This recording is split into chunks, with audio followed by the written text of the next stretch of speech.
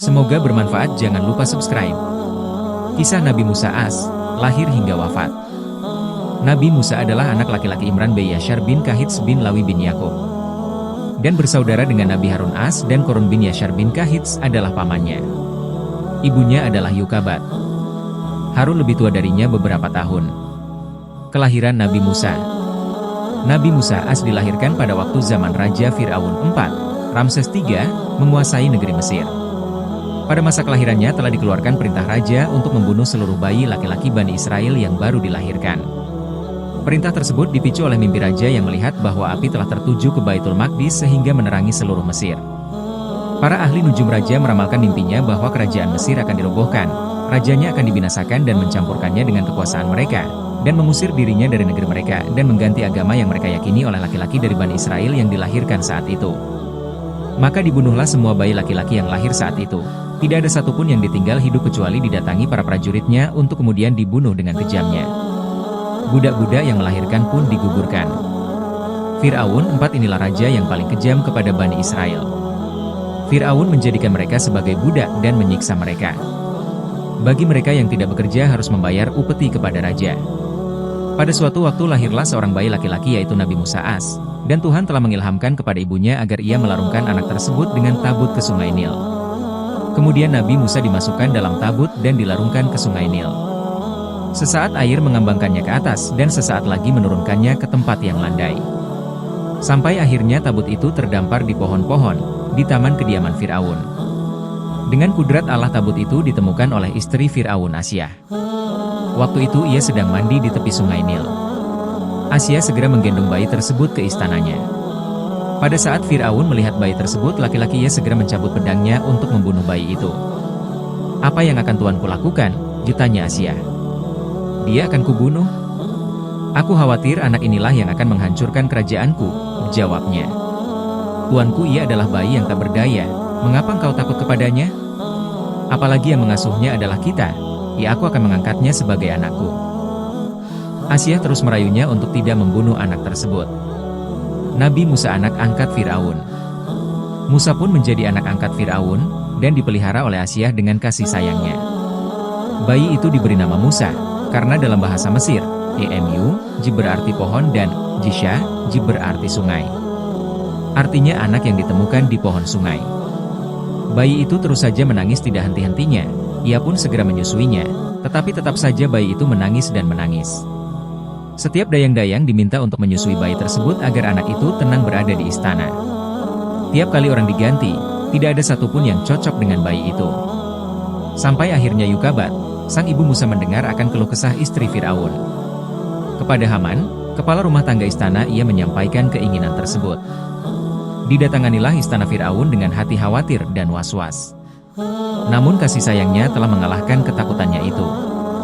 Dimintanya bayi tersebut untuk disusuinya, dan tenanglah bayi itu bersama ibunya. Nabi Musa pun dapat selalu bertemu dengan ibunya sendiri meskipun ia berada di istana. Musa semakin besar juga. Ia telah pandai berjalan. Umurnya waktu kira-kira 3 tahun. Asyah semakin sayang kepadanya. Begitu pula Fir'aun. Pada suatu hari Fir'aun menggendong Musa, tiba-tiba Musa merebut janggutnya, sehingga ia berteriak kesakitan. "Wahai istriku, barangkali inilah anak yang akan menjatuhkan aku dari kerajaanku." Musa diletakkannya. Ia segera mengambil pedang hendak membunuhnya. Istrinya tahu dan berkata, "Sabarlah tuanku. Masakan anak sekecil ini tahu apa-apa? Dia kan belum berakal." "Belum berakal katamu. Tetapi janggutku direnggutnya, rasakan pecah kepalaku karena sakit." Kebetulan di tempat itu ada bara api. Dibiarkan Musa berjalan ke dekat bara api itu.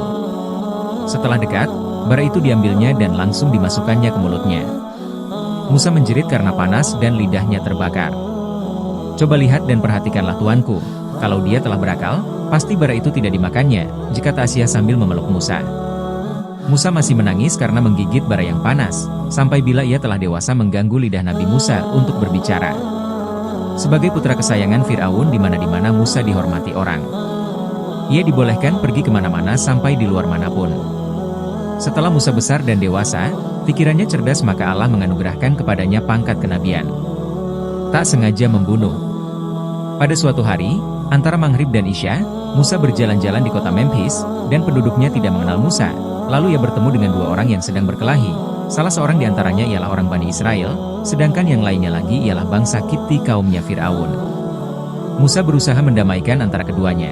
Tetapi orang Kipti, Mesir, tidak mau berdamai, lalu Musa bermaksud membela orang Israel itu dan memukulnya sekali saja, dan seketika orang itu terus mati. Musa sangat menyesali peristiwa itu, ia menyadari itu perbuatan setan, lalu ia berdoa kepada Allah, "Ya Tuhanku, sesungguhnya aku telah berlaku aniaya terhadap diriku sendiri, karena itu ampunilah dosaku," maka Allah mengampuni dosanya. Sesungguhnya Tuhan Maha Pengampun lagi penyayang.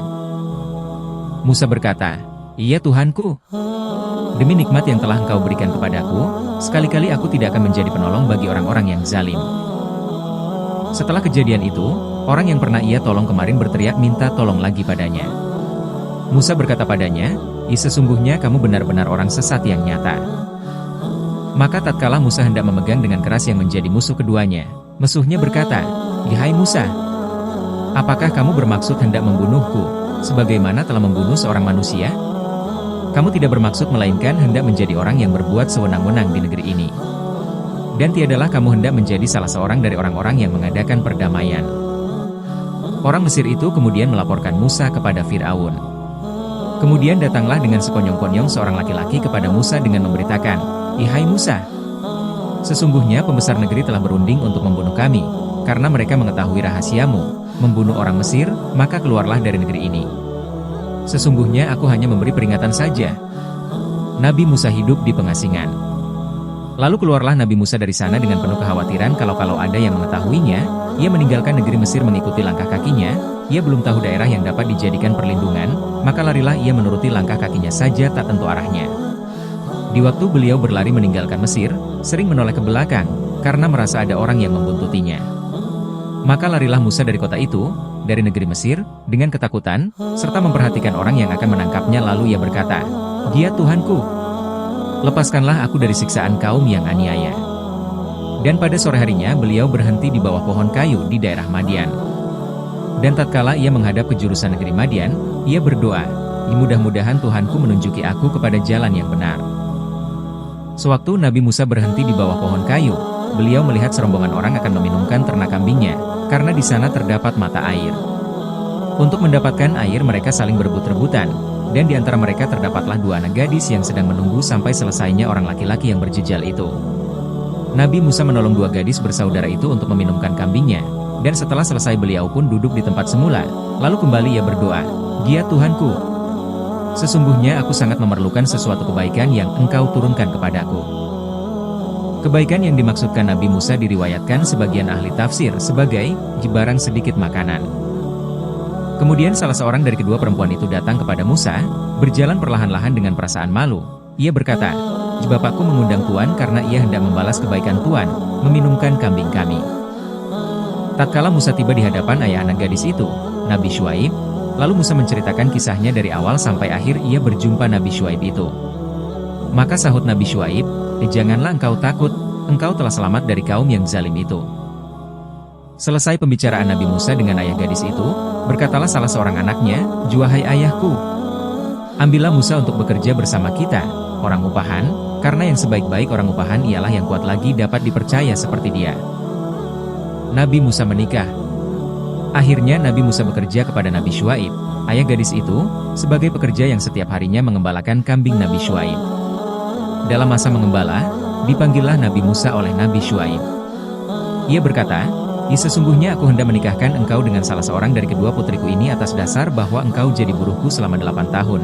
Tetapi jika engkau sempurnakan 10 tahun, maka itu suatu kebaikan dari kemauanmu sendiri, dan aku tidak mau memberatkanmu.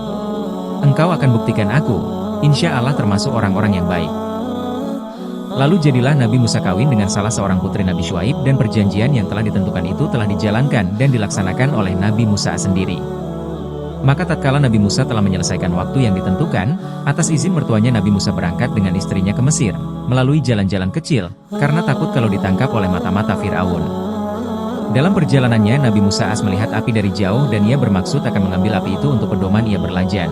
Tetapi setelah sampai di tempat itu, bukan main herannya melihat api itu, karena api tersebut melekat di sebuah pohon, tetapi pohon itu tidak terbakar. Musa mendekati apa itu dan setelah ia sampai terdengarlah olehnya suara yang tak dapat diserupakan dengan apapun dari sebelah kanan pohon zaitun. Maka ketika ia datang ke tempat api itu ia dipanggil. "Hai Musa, aku ini Allah, Tuhanmu. Maka tanggalkan terompahmu. Engkau berada di lembah suci Tua. Dan aku telah memilih engkau, jadi rasulku. Karena itu dengarlah baik-baik apa yang akan diwahyukan kepadamu. Sesungguhnya aku Allah tiada Tuhan yang hak, melainkan aku. Karena itu sembahlah aku. Dan kerjakan sholat, agar engkau mengingatku. Sesungguhnya hari kiamat pasti terjadi, aku sembunyikan tanda-tandanya. Agar tiap-tiap diri kelak dinilai amal perbuatannya. Maka jangan sekali-kali kamu ragu-ragu tentang ini. Jangan kamu dipalingkan oleh orang-orang yang tidak beriman kepadanya, yang akan mencelakakan engkau kelak." Quran Surat Taha 20, 11-16. Kemudian Musa membuka sepatunya, hatinya berdebar-debar, tiba-tiba ia mendengar suara kembali. "Ya, apakah itu yang di tangan kananmu, hai Musa?" Musa berkata, "Ji, ini adalah tongkatku, aku telah bertelekan kepadanya, dan aku pukul daun dengannya untuk kambingku, dan bagiku ada lagi keperluan yang lain padanya." Allah berfirman, "Dilemparkanlah tongkat itu, hai Musa." Lalu tongkatnya dilemparkan, tiba-tiba tongkat itu berubah menjadi ular besar, yang merayap dengan cepat, memburu ke arah Musa. Musa lari ketakutan. Kemudian Allah berfirman kepadanya, "Dipeganglah tongkat itu kembali. Jangan takut hai Musa, sesungguhnya seorang yang telah diutus menjadi rasul tidak perlu takut, kami akan mengembalikannya kepada keadaannya semula menjadi tongkat." Musa memegang ular itu, kemudian kembali menjadi tongkat. Selanjutnya Allah berfirman kepada Musa, "Dikepitlah tanganmu ke ketiakmu." Niscaya ia keluar menjadi putih cemerlang tanpa cacat, sebagai mukjizat yang lain pula. Lalu Musa mengapitkan tangannya, tampak kemudian tangannya bercahaya putih kemilau. Kemudian Allah memerintahkan kepadanya, "Pergilah kepada Fir'aun, sesungguhnya ia telah melampaui batas." Musa kemudian berdoa, "Ya Tuhanku, lapangkanlah untukku dadaku dan mudahkanlah urusanku dan lepaskanlah kekakuan dari lidahku supaya mereka mengerti perkataanku dan jadikanlah untukku seorang pembantu dari keluargaku. Harun saudaraku, teguhkanlah dengan dia kekuatanku dan jadikanlah dia sekutu dalam urusanku, supaya kami banyak bertasbih kepada engkau dan banyak mengingat engkau. Sesungguhnya engkau maha melihat kami." Pergilah Nabi Musa ke Mesir, dengan membawa mukjizat tongkat bisa menjadi ular dan tangan menjadi putih kemilau. Nabi Musa menentang Fir'aun. Fir'aun mempunyai kekuasaan yang besar sekali di Mesir, dan karena demikian besarnya kekuasaan, sehingga akhirnya Fir'aun makin lama makin sombong, bahkan menganggap dirinya sebagai Tuhan. Kemudian Allah memanggil Nabi Musa untuk mendatangi Fir'aun dan kaumnya, memberi pelajaran kepada mereka, agar mereka menyembah Tuhan Allah dan meninggalkan segala maksiat dan kejahatan dan tunduk kepada perintah-perintah Allah. Dan meyakinkan mereka bahwa Allah selalu bersama mereka berdua, tidak perlu takut menghadapi apapun. Setelah Musa berada di Mesir, ia menyampaikan perintah Allah bersama Harun, saudaranya dengan perkataan yang lemah lembut dan menyampaikan kebenaran yang nyata kepada Fir'aun. Nabi Musa berkata, "Sesungguhnya kami berdua adalah utusan Tuhanmu, maka lepaskanlah Bani Israel bersama kami dan janganlah kamu menyiksa mereka. Sesungguhnya kami telah datang kepadamu dengan membawa bukti atas kerasulan kami dari Tuhanmu. Dan keselamatan itu dilimpahkan kepada orang yang mengikuti petunjuk. Sesungguhnya telah diwahyukan kepada kami bahwa siksa itu ditimpakan atas orang-orang yang mendustakan dan berpaling." Nabi Musa kemudian menunjukkan mukjizat yang diberikan Allah kepadanya dengan memasukkan tangannya ke ketiaknya. Maka tampaklah cahaya putih berkilau sempurna. Terjadilah dialog antara Fir'aun dan Nabi Musa serta Harun tentang masalah-masalah ketuhanan. Demi mendengar apa yang disampaikan mereka berdua, bukan main marahnya Fir'aun kepada Musa. Fir'aun berkata bahwa Musa adalah tukang sihir, dan jika sihir itu dibanggakannya maka ia pun mempunyai tukang-tukang sihir pula. Dan bahkan ia menyuruh Haman untuk membuat istana yang tinggi agar ia dapat menemui Tuhan Musa. Ia ingin menyatakan kepada kaumnya bahwa Musa hanya berbohong. Lalu Fir'aun mengumpulkan tukang-tukang sihirnya untuk bertanding melawan Musa di suatu arena. Arena telah ditentukan berada pada daerah pertengahan antara kerajaan Fir'aun dan Madian. Sedangkan waktunya ditentukan di hari raya pada pagi hari saat matahari naik sepenggalah. Sebelum pertandingan itu dimulai, Fir'aun telah membuat tipu daya bagi keduanya dan menghasut bahwa Musa dan Harun akan mengusir mereka dari Mesir. Ia membuat opini bahwa pertandingan tersebut merupakan pertaruhan dua bangsa yang harus dimenangkan oleh bangsa Mesir. Apabila mereka kalah maka mereka akan dihinakan oleh Musa. Bermunculanlah jago-jago sihir dari seluruh penjuru dikumpulkan untuk menghadapi Nabi Musa. Dan mereka telah menyiapkan diri untuk mengalahkannya. Tatkala saatnya tiba, jago-jago sihir Fir'aun melemparkan tali, tongkat maka berubahlah tali dan tongkat itu menjadi ular yang menjalar. Lalu Musa merasa takut, karena telah dikelilingi oleh ular-ular yang berbisa. Kemudian Allah mewahyukan kepada Musa, "Lemparkanlah tongkat yang di tangan kananmu, niscaya ia akan berubah menjadi ular besar yang menelan segala perbuatan mereka itu, sesungguhnya kerja mereka itu adalah tipu daya tukang sihir belaka. Dan sekali-kali tidaklah akan menang tukang sihir itu walau bagaimanapun juga." Quran Surat Taha 20:69. Tongkat itu kemudian berubah menjadi ular besar, ditelannya semua ular-ular yang ada. Bukan main terkejutnya jago-jago sihir itu. Baru kali itu mereka melihat kejadian yang luar biasa semacam itu, sehingga kemudian semua ahli sihir itu tunduk sujud kepada Musa. Kemudian segala tukang sihir itu bersujud tunduk kepada Musa seraya berkata, "Kami telah percaya kepada Tuhan Harun dan Musa." Quran Surat Taha 20:70. Karena melihat tukang sihirnya telah beriman ke abda Nabi Musa amat gusarlah Fir'aun dan dihukumlah mereka yang beriman kepadanya, tangan dan kaki mereka dipotong berlawanan, kaki kiri dipotong dan tangan kanan dipotongnya. Kemudian mereka disalib pada pangkal pohon kurma. Demikianlah ujian bagi mereka yang beriman dan menentang Fir'aun. Demikian pula ketika Fir'aun mengetahui bahwa istrinya Asyah telah beriman kepada Allah, maka Fir'aun bertambah-tambah marahnya, sehingga istrinya disiksanya sampai mati. Demikian juga orang-orang yang beriman disiksa dengan siksaan yang amat berat. Nabi Musa membelah lautan. Akhirnya Nabi Musa bersama-sama orang yang beriman keluar dari Mesir. Setelah mereka tidak berdaya lagi di negeri Mesir, maka Fir'aun mengejar mereka sampai ke pantai Laut Merah. Kemudian Allah mewahyukan kepada Nabi Musa untuk memukulkan tongkatnya ke laut sehingga laut pun menjadi jalan besar dan membelah dua untuk dilalui Musa dengan pengikut-pengikutnya. Fir'aun mengejar kaum Musa ke tengah laut itu. Dan sewaktu Fir'aun dengan bala tentaranya mengejar dari belakang sampai di pertengahan laut, air laut pun bersambung kembali menjadi satu, kemudian mereka mati tenggelam semuanya. Fir'aun dan bala tentaranya mengejar mereka, Nabi Musa dan orang-orang yang beriman sampai ke tengah laut, lalu mereka ditutup oleh laut yang menenggelamkan mereka semuanya. Quran Surat Taha 20:78. Tubuh Fir'aun ditemukan telah mati di pinggir pantai oleh orang-orang Mesir. Lalu tubuhnya dimumi sehingga sampai saat ini orang dapat melihatnya di Museum Mesir. Walaupun Fir'aun telah mati, namun rakyatnya yang telah menerima ajaran Fir'aun bertahun-tahun masih banyak, dan jiwanya sangat sulit untuk diperbaiki, dan diajak menjalankan ajaran yang dibawa oleh Musa Karena itu Musa memohon kepada Allah supaya Harun dijadikan pembantunya dalam menjalankan kerasulannya. Kemudian doa Nabi Musa dikabulkan Tuhan. Ia berkata, "Wahai Tuhanku, aku telah membunuh seorang dari golongan mereka, maka aku takut mereka akan membunuhku. Dan saudaraku, Harun, ia lebih fasih lidahnya daripadaku. Maka utuslah dia bersamaku sebagai pembantuku untuk membenarkan perkataanku. Sesungguhnya aku khawatir mereka akan mendustakan aku." Allah berfirman, "Kami akan membantumu dengan saudaramu, dan kami berikan kepada kalian kekuasaan yang besar. Maka mereka tidak akan bisa mencapai kalian berdua. Lantaran ayat-ayat kami, kamu berdua dan orang-orang yang mengikuti kamulah yang akan menang." Setelah kematian Fir'aun, tidak berarti dakwah Nabi Musa telah selesai, masih banyak yang harus dikerjakannya untuk membawa umatnya kepada jalan yang benar. Dan beliau sendiri selalu memohon petunjuk kepada Allah untuk membimbing umatnya. Nabi Musa dan Khidir. Nabi Musa mengajak muridnya, Yusha bin Nun, untuk berlayar bersamanya ke tengah lautan. Ketika ia berada di antara perbatasan dua laut, ia minta kepadanya agar kembali lagi. Dan, ingatlah, ketika Musa berkata kepada muridnya, "Ya, aku tidak akan berhenti berjalan sebelum sampai ke pertemuan dua buah lautan, atau aku akan berjalan sampai bertahun-tahun." Quran Surat Al-Kahfi 18:60. Maka tatkala mereka sampai ke pertemuan dua buah laut itu, mereka lalai akan ikannya, lalu ikan itu melompat mengambil jalannya ke laut itu. Tatkala mereka berjalan lebih jauh, berkatalah Musa kepada muridnya, "Dibawalah kemari makanan kita, sesungguhnya kita telah merasa letih karena perjalanan kita ini."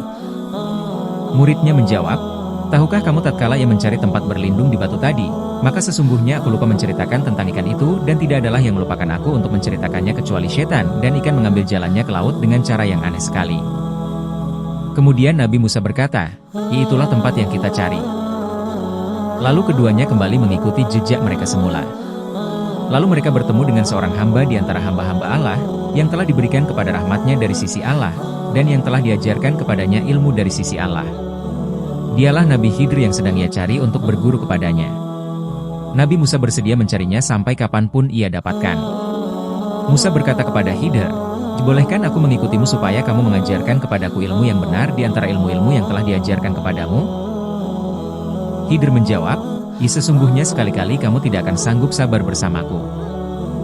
Dan bagaimana kamu dapat sabar atas sesuatu yang kamu belum mempunyai pengetahuan yang cukup tentang hal itu, ditambahnya. Nabi Musa berkata, "Insya Allah kamu akan mendapati aku sebagai seorang yang sabar, dan aku tidak akan menentangmu dalam sesuatu urusan pun." Khidir menjawab, "Jika kamu mengikutiku, maka janganlah kamu menanyakan kepadaku tentang sesuatu apapun, sampai aku sendiri menerangkannya kepadamu." Dengan kesepakatan itu, maka berjalanlah keduanya, mengarungi lautan, hingga tatkala keduanya menaiki perahu lalu Khidir melubanginya. Musa berkata, "Mengapa kamu melubangi perahu itu yang akibatnya dapat menenggelamkan penumpangnya? Sesungguhnya kamu telah berbuat sesuatu kesalahan yang besar." Khidir menjawab, "Bukankah aku telah berkata, sesungguhnya, sekali-kali kamu tidak akan sabar bersama dengan aku." Musa berkata, "Janganlah kamu menghukum aku karena kelupaanku dan janganlah kamu membebani aku dengan sesuatu kesulitan dalam urusanku." Maka keduanya terus melanjutkan perjalanannya, hingga tatkala keduanya berjumpa dengan seorang anak, maka Khidir membunuhnya. Musa berkata, "Mengapa kamu bunuh jiwa yang bersih, bukan karena dia membunuh orang lain? Sesungguhnya kamu telah melakukan suatu yang mungkar." Khidir menjawab, "Bukankah sudah kukatakan kepadamu bahwa sesungguhnya kamu tidak akan dapat sabar bersamaku?" Musa berkata, "Jika aku bertanya sesuatu sesudah kali ini, maka janganlah kamu memperbolehkan aku menyertaimu. Sesungguhnya kamu sudah cukup memberikan uzur padaku." Maka keduanya meneruskan perjalanan, hingga tatkala keduanya sampai kepada penduduk suatu negeri, mereka minta dijamu kepada penduduk negeri itu. Tetapi penduduk negeri itu tidak mau menjamu mereka, kemudian keduanya mendapatkan dalam negeri itu dinding rumah yang hampir roboh, maka Khidir menegakkan dinding itu. Musa berkata, "Jikalau kamu mau, niscaya kamu mengambil upah untuk itu." Khidir menjawab, "Inilah perpisahan antara aku dengan kamu, aku akan memberitahukan kepadamu tujuan perbuatan-perbuatan yang kamu tidak dapat sabar terhadapnya." Khidir merupakan sosok tokoh yang tenang. Ia tidak berbicara dan gerak-geriknya penuh makna dan menimbulkan kebingungan Nabi Musa as. Itulah perumpamaan ahli syariat dan ahli hikmat, yang sulit difahami dengan mata kasar belaka. Nabi Musa dan Bani Israel. Nabi Musa memohon kepada Allah untuk memberikannya petunjuk. Kemudian Allah memerintahkan dirinya pergi menuju Gunung Sinai selama 30 hari, yang kemudian disempurnakan Allah menjadi 40 hari. Maka pergilah ia ke Gunung Sinai dan menerima Taurat dari sisi Tuhannya. Nabi Musa berpesan kepada saudaranya Harun, "Gantikanlah aku dalam memimpin kaumku, dan perbaikilah hal ihwal mereka, dan janganlah kamu mengikuti jalan orang-orang yang membuat kerusakan." Ketika ia telah sampai di gunung itu, maka Allah mewahyukan kepadanya Taurat dan berbicara langsung dengan Allah. Lalu Musa berkata, "Ya Tuhanku, nampakkanlah diri engkau kepadaku agar aku dapat melihat kepada engkau." Maka Allah berfirman, "Jikamu sekali-kali tidak sanggup melihatku, tapi lihatlah bukit itu, maka jika ia tetap di tempatnya, sebagai sedia kala, niscaya kamu dapat melihatku." Quran Surat Al-Araf 7, 143. Tatkala Tuhannya menampakkan diri kepada bukit itu, dijadikannya gunung itu hancur luluh dan Musa pun jatuh pingsan. Maka setelah Musa sadar kembali dia berkata, "Maha suci engkau, aku bertobat kepada engkau dan aku orang yang pertama-tama beriman." Allah berfirman, "Hai Musa, sesungguhnya aku memilih, melebihkan, kamu dari manusia yang lain, di masamu, untuk membawa risalahku dan untuk berbicara langsung denganku. Sebab itu berpegang teguhlah kepada apa yang aku berikan kepadamu dan hendaklah kamu termasuk orang-orang yang bersyukur." Dan Allah telah memberikannya kepingan batu yang tertulis isi Taurat, yang disebut Lau, sebagai pelajaran dan penjelasan bagi segala sesuatu. Kemudian Allah berfirman kepadanya, "Berpeganglah kepadanya dengan teguh dan suruhlah kaummu berpegang kepada perintah-perintahnya, dengan sebaik-baiknya, nanti aku akan memperlihatkan kepadamu negeri orang-orang yang fasik." Quran Surat Al-Araf 7, 142-145. Setelah kembali dari Gunung Sinai, banyak umatnya yang berpaling dari perintahnya, akibat ajakan seorang tukang sihir Samiri. Banyak di antara umatnya yang menyembah patung sapi yang bisa berbicara karena sihirnya. Sehingga marahlah beliau kepada Nabi Harun dan menyuruh Samiri dan pengikutnya membunuh dirinya sendiri karena lebih baik bagi mereka. Umat Nabi Musa sangat keras kepala, Kekufurannya telah mendarah daging dan telah berpengaruh yang menghunjam pada jiwanya. Mereka meminta kepada Nabi Musa untuk membuat Tuhan seperti umat lainnya menyembah berhala. Nabi Musa sangat marah kepada mereka dan menghardik mereka. Jika mereka diseru untuk menyembah Tuhan, mereka meminta agar Allah ditampakkannya, sehingga mereka mati, binasa tersambar petir. Nabi Musa sendiri, ketika ia diperintah melihat gunung itu tersungkur pingsan. Dan, ingatlah, ketika kamu berkata, "Ihai Musa, kami tidak akan beriman kepada engkau sebelum kami melihat Allah dengan jelas dan terang, dengan kedua mata kami. Karena itu halilintarlah yang datang menyambar kamu, sedang kamu melihatnya hingga mati semua." Quran Surat Al-Baqarah 2, 55-56, senada dengan ayat ini Quran Surat Al-Araf 7, 143. Pada suatu ketika Bani Israel ditimpa kepanasan dan kelaparan.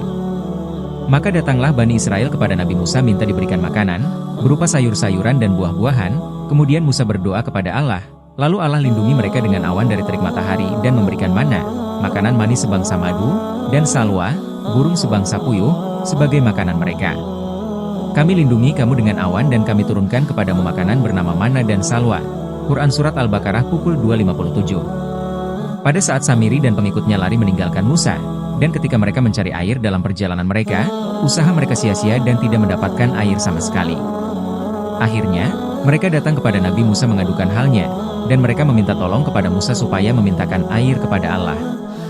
Dan, ingatlah, kepada Nabi Musa memintakan air bagi kaumnya, maka kami berkata, "Pukullah batu itu dengan tongkatmu," lalu memancarlah daripadanya 12 mata air. Sungguh tiap-tiap suku telah mengetahui tempat minumnya masing-masing. Makan dan minumlah rizki yang diberikan Allah dan janganlah kamu berkeliaran di muka bumi dengan membuat kerusakan. Quran Surat Al-Baqarah 2:60. Mereka akhirnya meminum air itu, setelah Nabi Musa memukulkan tongkatnya ke batu itu, sehingga keluarlah 12 mata air dan masing-masing puak meminum airnya. Meskipun banyak anugerah Allah yang diberikan kepada Bani Israel, tetapi mereka tetap saja membuat Nabi yang diutus kepada mereka geram. Setelah mereka mendapatkan mana dan salwa, kemudian mereka mendapat 12 mata airnya, dengan mudah mereka berkata kepada Nabi Musa, "Ihai Musa, kami tidak bisa tahan dengan satu macam makanan saja.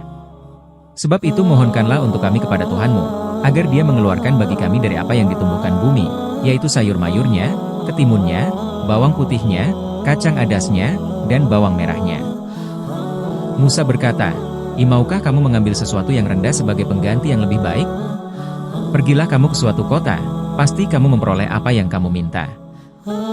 Lalu ditimpakanlah kepada mereka nista dan kehinaan, serta mereka mendapatkan kemurkaan Allah.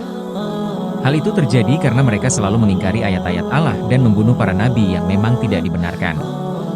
Demikian itu terjadi karena mereka selalu berbuat durhaka dan melampaui batas.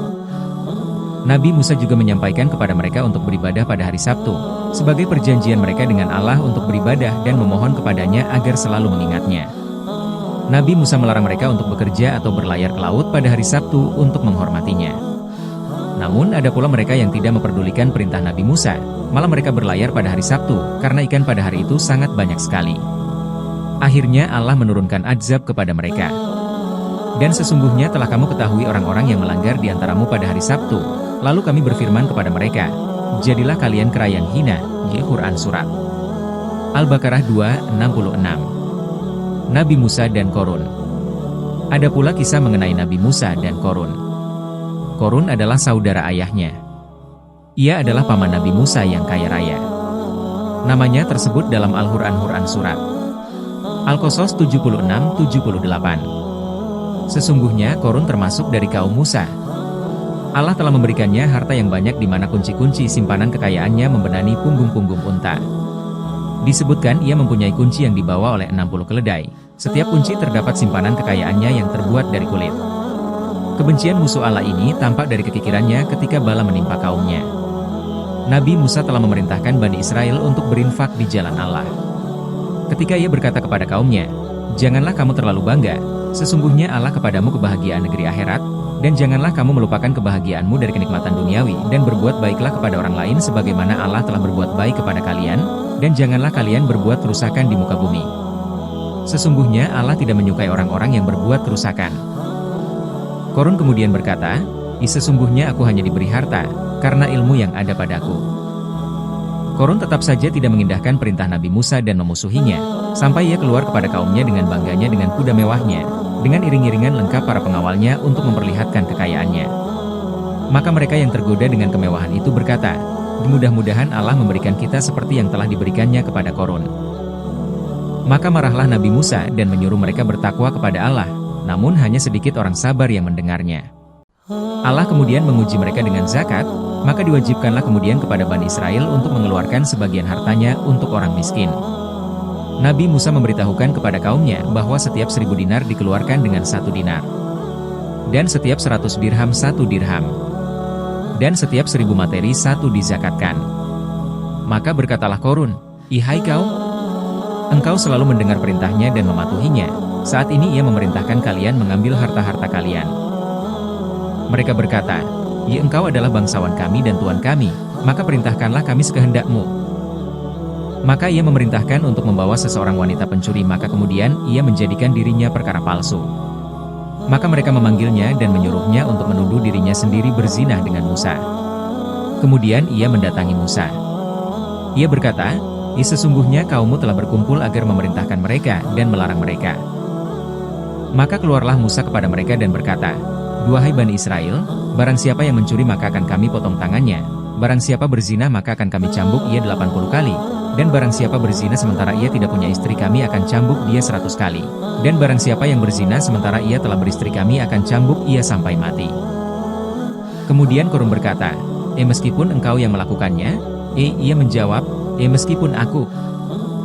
"Sesungguhnya Bani Israel telah menuduhmu dengan kekejian, engkau telah berbuat zina dengan seorang perempuan." Ia berkata, "Panggillah ia." Apabila ia berkata maka itulah saksinya. Maka ketika ia datang pada Musa maka berkatalah ia, "Wahai perempuan." Ia menjawab, "Ya aku memenuhi panggilanmu." Musa berkata, "Ya aku berzina denganmu seperti tuduhan mereka?" Ia berkata, "Ya tidak, mereka bohong, akan tetapi membuat perkara agar aku menuduhmu dengan diriku." Maka meloncatlah Nabi Musa dan bersujud. Maka diwahyukanlah kepadanya, "Perintahkanlah bumi sekehendakmu." Kemudian ia berkata, "Ambillah mereka." Maka terbenamlah kaki-kaki mereka. Kemudian ia berkata, "Wahai bumi ambillah mereka." Maka terbenamlah mereka sampai ke leher. Mereka kemudian berteriak minta tolong dan memohon kepada Nabi Musa. Ia berkata, "Wahai bumi ambillah mereka." Maka terbenamlah mereka semua ke dalam bumi. Kemudian Allah berfirman kepada Nabi Musa, "Wahai Musa, berkata hamba-hambaku padamu, wahai Musa, wahai Musa, jangan kasihani mereka. Kalau kepadaku mereka meminta maka mereka akan mendapatiku sangat dekat dan menerima mereka." Maka kami benamkanlah Korun beserta rumahnya ke dalam bumi. Maka tidak ada baginya satu golongan pun yang menolongnya terhadap azab Allah. Dan tiadalah ia termasuk orang-orang yang dapat membela dirinya. Quran Surat Al-Qasas 28:81. Kemudian Nabi Musa pindah ke area daerah yang berdekatan dengan Baitul Maqdis. Ia memerintahkan kepada kaumnya untuk masuk ke dalam Baitul Maqdis. Ia berkata, "Hai kaumku, ingatlah nikmat Allah atasmu ketika Dia mengangkat nabi-nabi di antaramu, dan dijadikannya kamu orang-orang mereka, dan diberikannya kepadamu apa yang belum pernah diberikannya kepada seseorang di antara umat-umat yang lain. Hai kaumku, masuklah ke tanah suci Palestina yang telah ditentukan Allah bagimu, dan janganlah kamu lari dari perang karena takut kepada musuh, sehingga kamu menjadi orang-orang yang merugi." Mereka berkata, "Hai Musa, sesungguhnya dalam negeri itu ada orang-orang yang gagah perkasa. Sesungguhnya kami sekali-kali tidak akan memasukinya sebelum mereka keluar daripadanya. Jika mereka keluar, pasti kami akan memasukinya." Berkatalah dua orang di antara orang-orang yang takut kepada Allah, yakni Yusha bin Nun dan Kalib bin Yokna, Allah telah memberi nikmat atas keduanya. Serbulah mereka dengan melalui gerbang kota itu, maka bila kamu memasukinya niscaya kamu akan menang. Dan hanya kepada Allah hendaknya kamu bertawakal, jika kamu benar-benar orang yang beriman.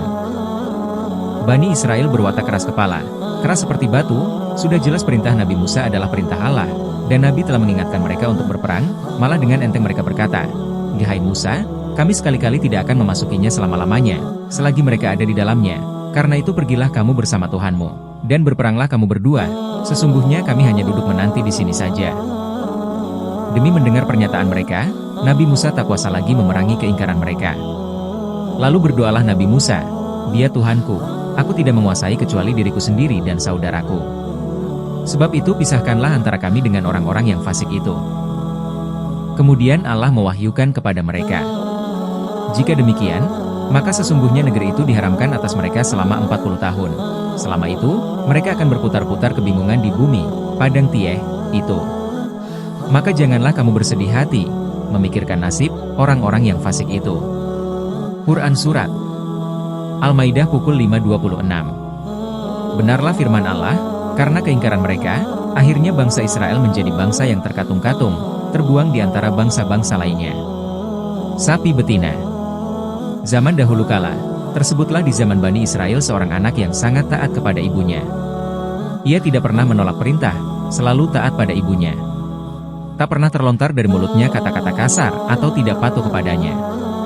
Ia membagi malamnya dengan 3, sholat sepertiga malam, tidur sepertiga malamnya dan sepertiganya lagi, memanjakan kepala ibunya di pahanya. Bila telah datang pagi, maka ia mencari kayu bakar dan dijualnya di pasar. Bila ia mendapatkan hasilnya, sepertiganya ia sedekahkan, sepertiganya ia pergunakan untuk dirinya dan sepertiganya lagi ia berikan pada ibunya.